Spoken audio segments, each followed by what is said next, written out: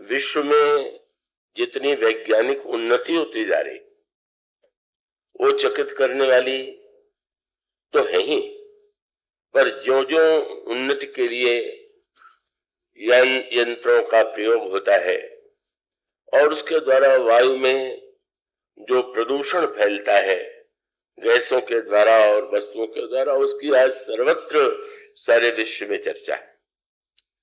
और इसलिए कई पर्यावरण अगर इसी तरह से दूषित होता रहा तो स्वयं इस पीढ़ी का भविष्य तो अंधकारमयी है, पर भविष्य की पीढ़ियों का तो इससे सर्वतोभावेन विलोप हो सकता है, ऐसा भी वह प्रतीत हो रहा है। तो पर्यावरण के लिए वृक्ष लगाइए, वन लगाइए और इन वस्तुओं का कम प्रयोग कीजिए, ऐसा आग्रह समाचार पत्रों के माध्यम से किया जाता है। और प्रदूषण की चर्चा करते करते प्रदूषण का एक अनुभव यही हो गया। उसका अर्थ ये है, तो उसका अर्थ है प्रकाश के लिए अगर तेल लगाना ही पड़ेगा तो उस पर फिर कभी गंध अगर फैल जाए तो उससे नासिका में और वातावरण में तो दोष आता ही है। तो मनुष्य को पर्यावरण शुद्ध रखने का प्रयास करना चाहिए। पर यह पर्यावरण केवल बाहर ही तो दूषित नहीं हो रहा है, उससे भी अधिक पर्यावरण दूषण हो रहा है समाज और व्यक्तियों के हृदय में।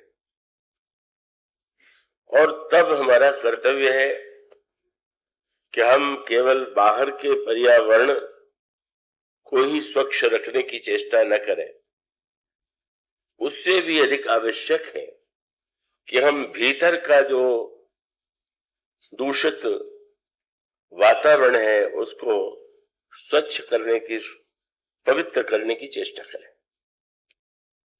तो यहां पर भी वन और वृक्षों की चर्चा चल रही थी। अयोध्या के वातावरण में जो मैंने एक बात आपसे कही कि उन्नति तो सबको अच्छी लगती है, पर जितनी उन्नति होती है उतनी समस्याएं भी उत्पन्न होती हैं। धन की दृष्टि से उन्नति हो तो परिवार में ही विघटन, विरोध प्रारंभ हो जाता है। पद की श्रेष्ठता में तो अभिमान की वृद्धि मनुष्य के जीवन में दिखाई देती है। और किसी दिशा में जब उन्नति होती है तो मनुष्य के मन पर उसका प्रभाव पड़ता है।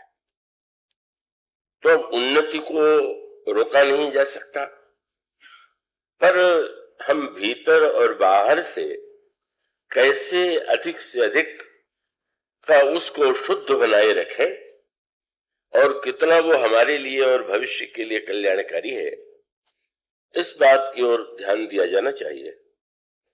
और यहाँ पर जिस वातावरण की प्रशंसा की गई, अयोध्या बड़ा समृद्ध नगर, संपत्ति, सुख, सबका साम्राज्य, और उस अयोध्या के वातावरण में कुछ ऐसा विषैला, अंतःकरण भीतर ऐसा दूषित हुआ, और दूषित केवल एक दो व्यक्तियों के माध्यम से ही हो गया।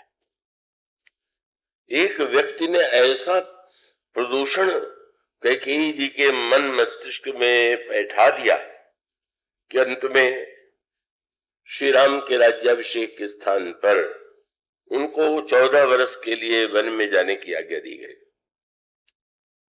पर भगवान श्री राम को ऐसा नहीं लगा जैसा नगर निवासियों को लगता है कि वे नगर में जो सुख संपत्ति है का वो तो वन में भला वो कहां से प्राप्त है, वन में तो प्रतिकूलता। कौशल्याम्बा ने भी श्री राम से यही कहा कि मेरी पुत्र वधू कितनी सुकुमार है, क्या ये वन में रहने और जाने योग्य है? और ये कहा कि ये वन तो उन लोगों के लिए है जिन्हें विचारों को सुख सुविधा का भान ही नहीं।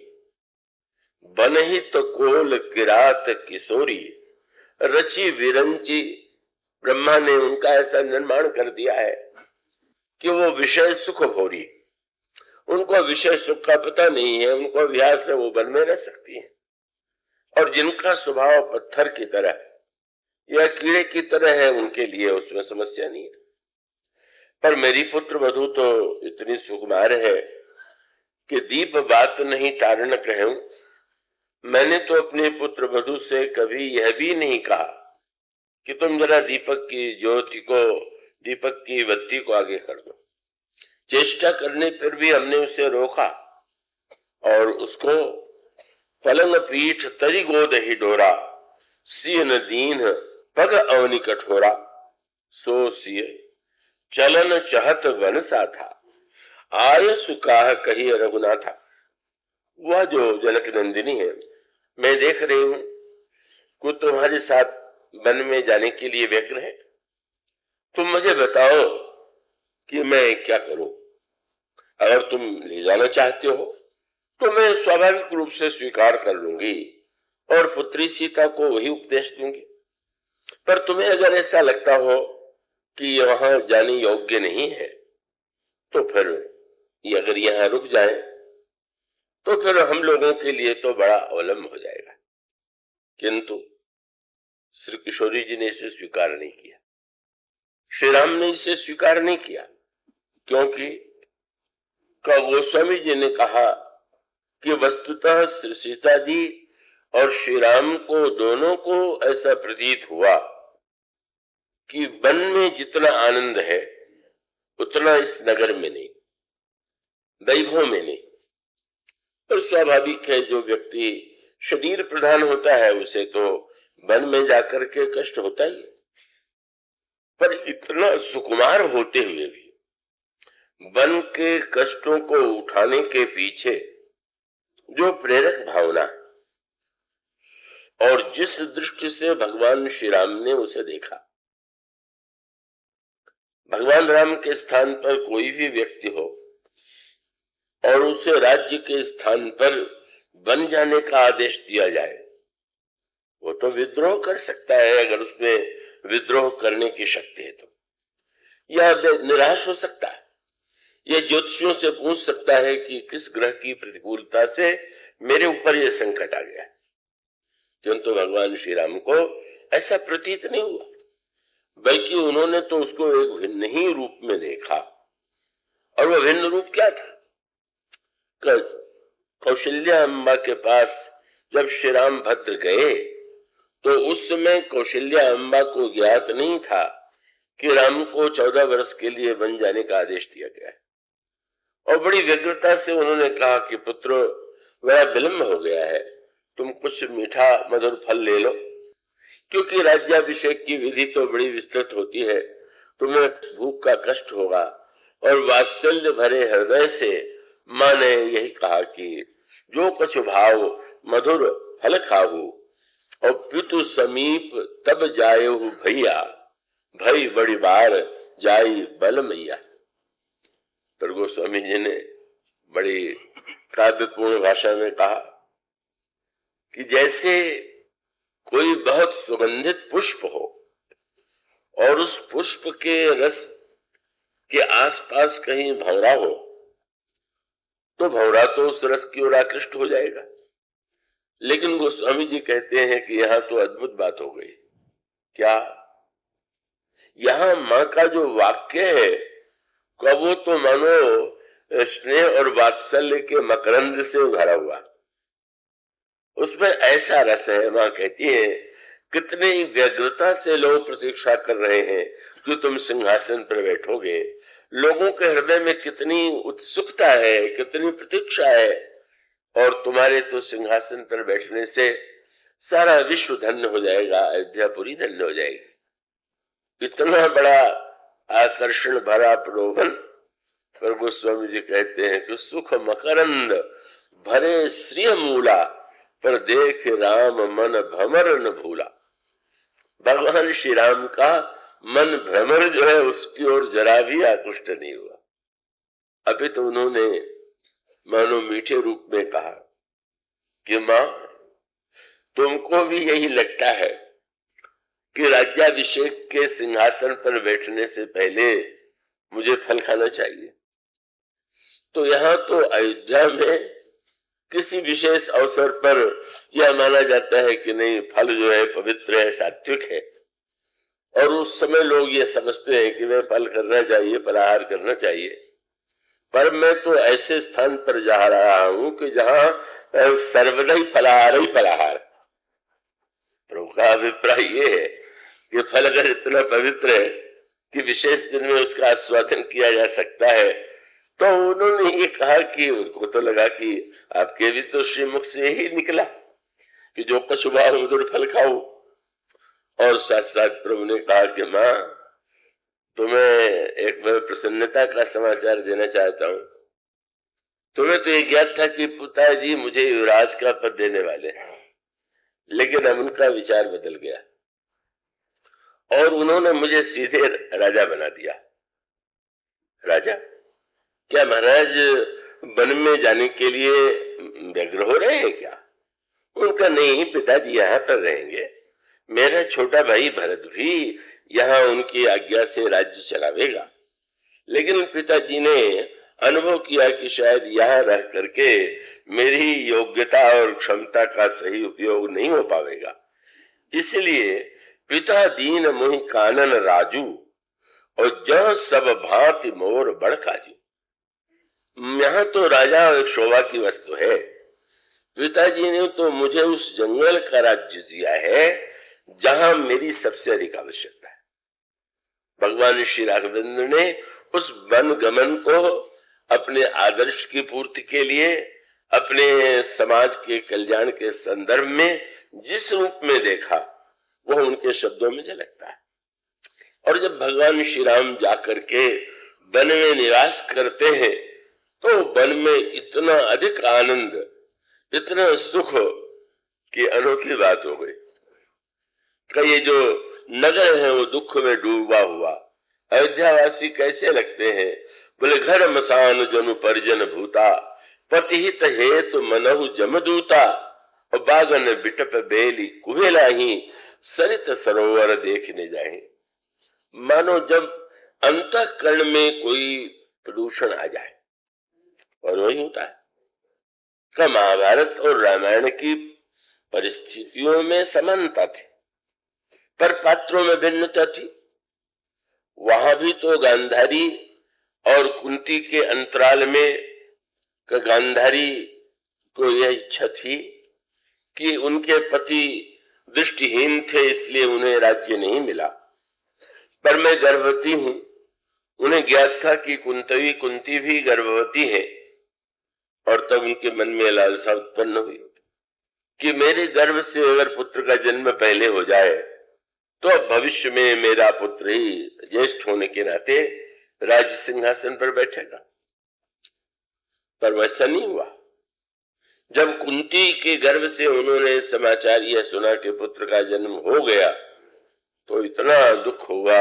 बहुत अच्छी पतिव्रता थी, सद्गुण संपन्न थी, पर वह मानवीय ममता की जो दुर्बलता थी वो तो बड़ी प्रबल। उन्होंने अपने पेट पर मुखे से प्रहार किया, ये एक भाषा का वर्णन किया गया है। तो वहां तो सारा संघर्ष राज्य को लेकर के है, और यहाँ भी कैकेयी जी उसी दृष्टि से विचार करती हुई प्रतीत होती है। पर अंतर यही है कि वहां गांधारी का पुत्र दुर्योधन है और यहाँ महारानी कैकेयी के पुत्र भरत है। भरत के स्थान पर दुर्योधन जैसा पुत्र होता तो महाभारत तो यहाँ भी छुट जाता, उसमें क्या कोई कठिनाई थी क्या?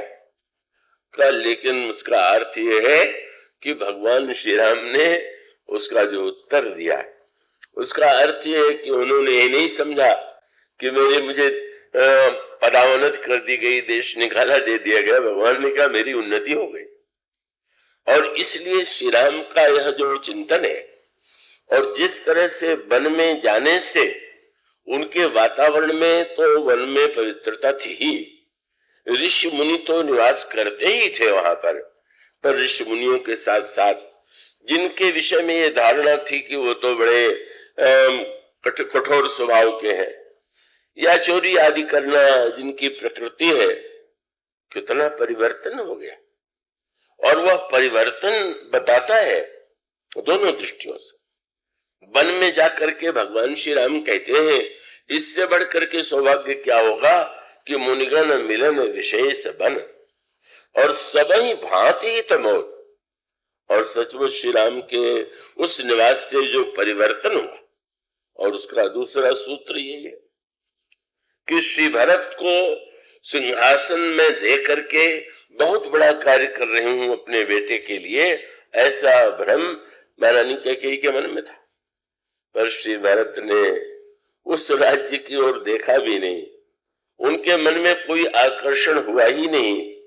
कब तो गोस्वामी जी ने कहा कि अगर श्री राम का मन भ्रमर जो है अयोध्या की राजश्री की ओर नहीं आकृष्ट हुआ, तो श्री भरत के भी प्रसंग में वही कहते हैं कि अवध राज सुरराज सिहाही दशरथ धन सुन धन दिल जाही तेहि पुर बसई भरत व्यूरागा चंचरीक जिम चंपक बाबा।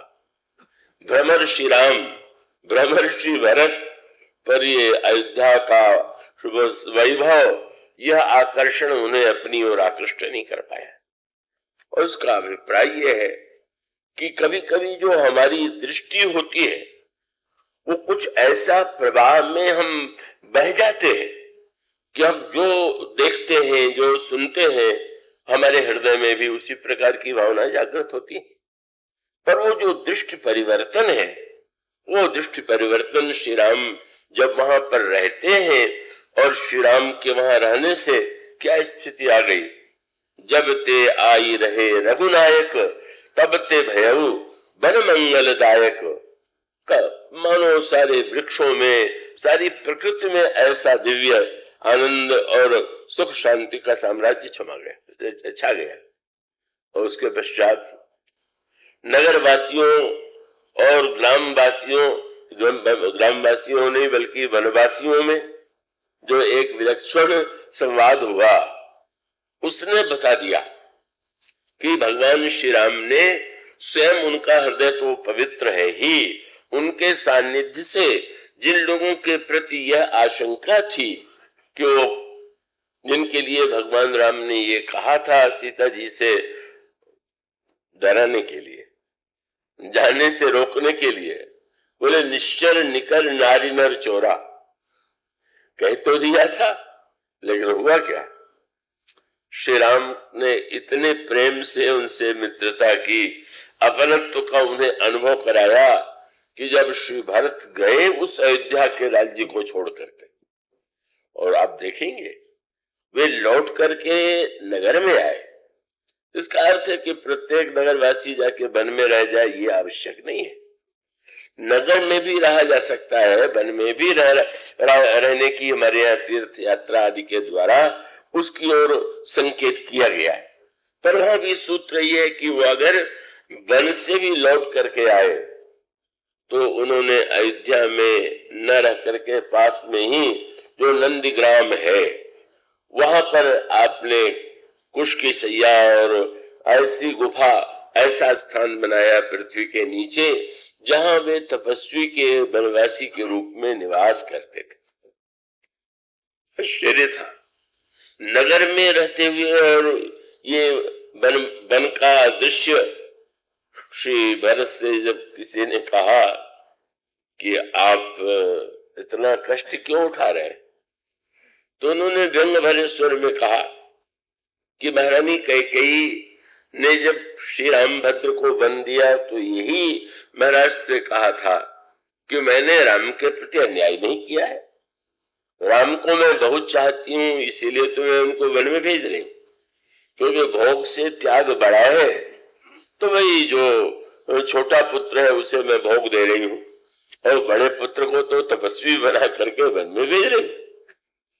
तो श्री भरत का व्यंग यही था कि ठीक है, अगर माँ की ये धारणा सचमुच यही है तो उन्हें प्रसन्न होना चाहिए कि उनका छोटा बेटा भी उसी मार्ग पर चल रहा है जिसको दूसरे के बेटे के लिए चाहती थी। और यही समाज की विडंबना है। अपने बेटे और पराये बेटे में हमारी दृष्टि यही है, अपने बेटे के लिए हम भोग चाहते हैं और दूसरों के बेटों से हम त्याग चाहते हैं। इसीलिए मुझे स्मरण आता है स्वामी शरणानंद जी महाराज प्रज्ञाचक्षु, बड़े विलक्षण, बड़े विनोदी, बड़े प्रतिभा संपन्न थे। तीर्थराज प्रयाग में, वो कुंभ में सर्वदा आया करते थे। अब वो कई लोग इतने अभद्र होते हैं कि वे जानते ही नहीं कि किसी श्रेष्ठ पुरुष के पास जाके कैसे बोलना चाहिए, क्या शिष्टाचार है, क्या व्यवहार है।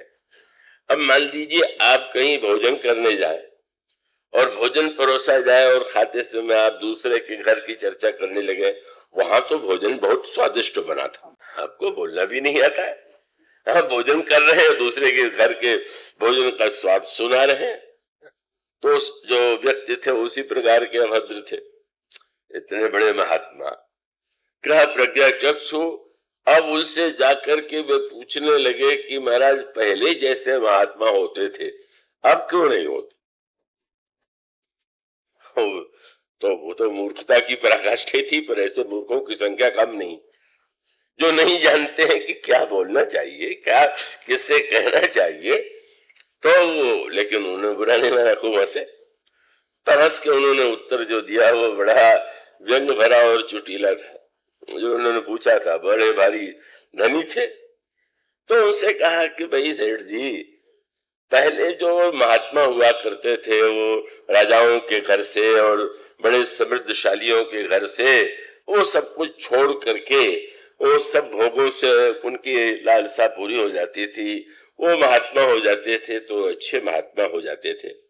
अब तुम लोगों ने अपने घरों से तो महात्माओं को निकलना बंद कर दिया है, तो हम जैसे नालायक महात्मा हो गए। इसका अर्थ है महात्मा आपको अच्छा चाहिए पर दूसरे के घर से चाहिए। आपका बेटा महात्मा बने आपको बिल्कुल पसंद है, पर दूसरा महात्मा बेटा बने, वाह वाह जवानी में कितने अच्छे महापुरुष हैं, सब कुछ छोड़ करके आ गए। मानो यह जो हमारा दृष्टि विभ्रम है वही कैकेयी के चरित्र में परिलक्षित हो रहा है। और श्री भरत का जो उत्तर था वो यही था कि तुम अपने बेटे को ऐसे देख के प्रसन्न क्यों नहीं होती। तो मानो श्री भरत और श्री राम ने मिलकर के जो दृष्टि परिवर्तन किया वह राम राज्य के लिए परमावश्यक है, और उस परमावश्यक की दृष्टि से ही वह परिवर्तन किस रूप में दिखाई पड़ा। जब श्री भरत सारे अयोध्यावासियों को, अधिकांश अयोध्यावासियों को लेकर चित्रकूट में गए, तो सारा प्रबंध करके ही गए थे, सारी सामग्री गई थी, रथ थे, हाथी थे, घोड़े थे, और सब वस्तुएं जितनी भोजन के लिए आवश्यक है वो सब गई थी। लेकिन कोल किरातों ने आपस में कहा कि कोई अतिथि आवे और अपने घर से लाया हुआ भोजन करने बैठ जाए तो ये तो बहुत बड़ा अपमान है।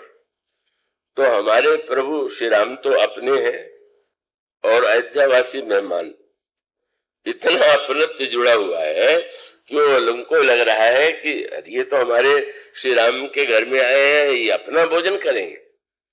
तो उन्होंने ये कहा कि भाई सब लोग बन बन के श्रेष्ठ से श्रेष्ठ मधुर फल ले लो और मधु ले लो और वस्तुएं लेकर के इतनी मात्रा में ले चलो कि जिससे सत्कार सम्मान का हो सके। और जिस समय वो लेकर के कंदमूल फल आदि कामर पर और शहद लेकर के आए, अयोध्यावासियों ने देखा तो वो नगरवासियों की जो एक दुर्बलता होती है, और नगरवासियों की क्या वो ऐसी वृत्ति होती है कि अपने काम में तो उन्हें लगता है कि हमारा कार्य ऊंचे भाव से, और दूसरे के द्वारा ऊंचा कार्य हो तो कोई न कोई कमी निकाल देंगे।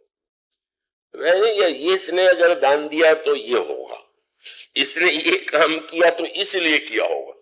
कई लोग इस कला में बड़े निष्णात होते हैं, इसी को शास्त्रों में असूया कहा गया। पर गुणेषु दोषा विस्करणम असूया, दूसरे के गुण में भी दोष निकाल देना। लेकिन यहाँ एक अच्छे चरित्र के नागरिक हैं और उन्होंने उनके मन में ये बात आई, अच्छी बात आई कि ये बेचारे गरीब हैं, और जब उन्होंने देखा होगा कि इतने लोग आए हैं तो लाए हैं गरीबी के कारण, चाहते होंगे कि यहाँ पर बिकेगा तो अच्छा मूल्य मिलेगा, इसलिए उन्होंने कहा कि इन लोगों को जो दाम चुकाया जाए, जितना फल का दाम हो उससे सैकड़ों गुना करके चुकाया जाए। तो ये अच्छे चरित्र का लक्षण है। अब लोग तो वनवासियों के यहाँ जाकर के वो बढ़िया से बढ़िया वस्तु कम से कम दाम में ले आवे और नगर में ला करके बड़े दाम में बेचे, यही व्यापार चलता है। लेकिन वो अयोध्या के नागरिक तो उदार थे और इसलिए वो स्वामी ने कहा, दे ही लोग बहुमोल न ले। नहीं नहीं महाराज, हम मूल्य नहीं लेंगे। जब उन्होंने कहा कि नहीं तो अगर आप दाम नहीं लेंगे तो हम फल नहीं लेंगे, तो उन्होंने कहा कि आपको श्री राम की शपथ है। क्यों? बोले कैसे आश्चर्य की बात है कि प्रभु श्री राम भद्र ने हमारे फलों को स्वीकार कर लिया और आप उनके नागरिक होकर के कह रहे हैं कि हम मूल्य देंगे। और क्या संकेत मानो यह था कि क्या यह फल हम मूल्य के लिए लाए, और हमें तो जो मूल्य मिल चुका है वो तो आप में चुकाने की शक्ति नहीं। और तब उन्होंने कहा कि जिस समय उन्होंने ये कहा तो चकित हो गए अयोध्यावासी की, ये दरिद्र अभावग्रस्त ऐसी भाषा बोल रहे हैं। किसी ने कहा महर्षि वाल्मीकि ये महात्मा यहाँ रहते हैं, उनके सत्संग से इनमें परिवर्तन हुआ है, इसलिए इस प्रकार की बात इनमें आ गई। उन्होंने सुन लिया और उन्होंने कहा कि नहीं, इन महात्माओं से तो मुझ में कोई परिवर्तन नहीं हुआ। ये अपने स्थान पर यज्ञ करते थे, मंत्र पढ़ते थे, हम तो दूर ही रहते थे, हम तो वन में ही रहने वाले। लेकिन उन्होंने कहा कि अगर आप लोग श्री राम भद्र के आने से पहले आए होते तो हम लोग दूसरी सेवा करते। क्या? बोले यह हमारा अति बड़ सेवकाई, लेहिन बासन बसन चुराई। तो हमारी तो इसी प्रकार की सेवा की वृत्ति रही है। पर अगर आज यह परिवर्तन हुआ है तो सपने धर्म बुद्धि कस काऊ, यह रघुनंदन दर्श प्रभाव का। ये परिवर्तन तो हमारे श्री राम भद्र, उनके शील, उनके स्वभाव, उनकी करुणा और जिस तरह से उन्होंने हमें अपनत्व दे करके जितना समीप ले लिया है, ये सब उनकी उस दर्शन का। वो स्वामी जी ने लिखा, अयोध्या के नागरिक लज्जा में गड़ गए। नर नारी निधन ही नेह, निज सुन कोल भिल्लन की गिरा। अरे हम समझते थे हम बहुत छोड़ करके राम के लिए आए हुए। अरे हम बहुत छोड़ के क्या आए हो, फिर जाकर के फिर वहां आनंद लेंगे विषयों का। पर इतने अभाव में इतने त्याग की वृत्ति, इतने समर्पण की वृत्ति। वो स्वामी जी ने कहा कि यह तो सुनने को मिला था कि जो लौकी होती है, लौका होता है, उसके द्वारा नदी पार किया जाता है। पर आज तो लगने लगा नर नारी निधन ही नेह निज सुनी कोल भिल्लन की गिरा, तुलसी कृपा रघुवंश मणि की लोह ले लौका तेरा। आज लोहे ने लौके को पार उतार दिया। इसका अभिप्राय यह है, यह जो परिवर्तन है वो मानो श्री राम की अपनी दृष्टि, अपनी प्रीति और अपने हृदय की विशालता का परिणाम। और तब श्री भरत का अगर महाभारत के बाद कोई राम राज्य नहीं बना, कोई बहुत दिव्य राज्य नहीं बना, तो इसलिए नहीं बना कि महाभारत में जैसे श्री राम के साथ भरत हैं, उस युग में तो भरत का स्थान लेने वाला कोई है ही नहीं। और श्री भरत भी समस्त राज्य सुख का परित्याग करके कहाँ जा रहे हैं? गोस्वामी जी ने कहा वन में जा रहे हैं। और वन में जब जाते हैं तो गोस्वामी जी ने लिखा कि श्री भरत ने जब उस वन में प्रवेश किया तो क्या हुआ? गोस्वामी जी ने कहा श्री भरत जब प्रवेश करते हैं तो उनको ऐसा लगा कि ईति भीति जनु प्रजा दुखारी, त्रिविध ताप पीड़ित ग्रह मारी। जैसे नगर में किसी समय विपत्ति आ जाए, संकट आ जाए, ग्रह दशा आ जाए, उस अयोध्या उस दशा में रहने वाला व्यक्ति जाई सुराज सुदेश सुखारी, भई भरत गति तेई अनुहारी। जैसे किसी अच्छे राज्य में और अच्छे अच्छे देश में जाकर के व्यक्ति को प्रसन्नता की अनुभूति हो, वैसा अनुभव भरत जब वन में प्रवेश करते हैं, वहां का सारा दृश्य देखते हैं, पशुओं को, पक्षियों को, वृक्षों को, बड़ा सुंदर वर्णन गोस्वामी जी ने किया है कि किस प्रकार से श्री भरत को अनुभव हो रहा है।